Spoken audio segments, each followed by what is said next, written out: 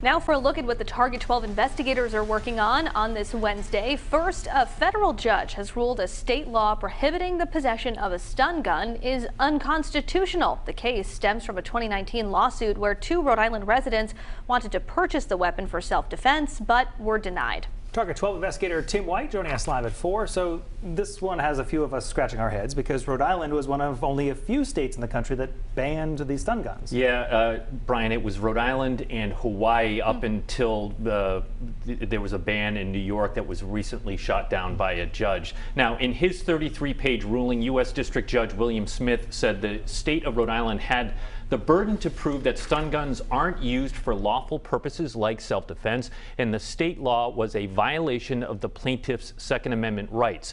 He said the government's argument that stun guns are dangerous in the wrong hands, like if a child gets a hold of one at someone's house, also failed, writing that the prohibition on stun guns may actually compel someone to buy a handgun instead, which is obviously far more dangerous. And Tim, the law that banned these weapons specifically prohibits stun guns, but Yes. We were just talking in the commercial break. There is a difference between a stun gun and what everyone calls a taser. Right, Kim, there is a big difference between those two. A stun gun, which is on the screen right now, needs contact with a person.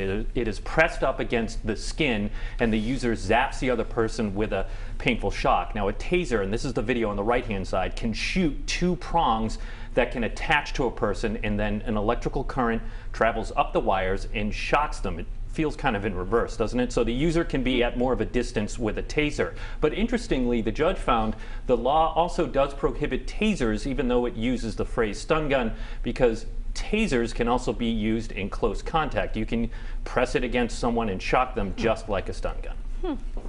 Learning a lot today. Didn't realize all those differences.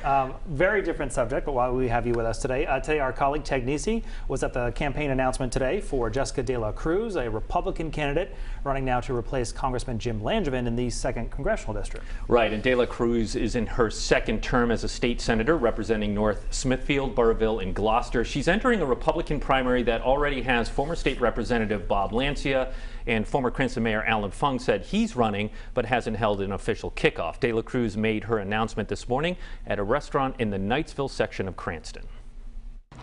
I'm running because when I look at the field of candidates vying for the seat, I see a bunch of millionaires and career politicians who are completely out of touch with the pain Rhode Islanders are facing and experiencing right now.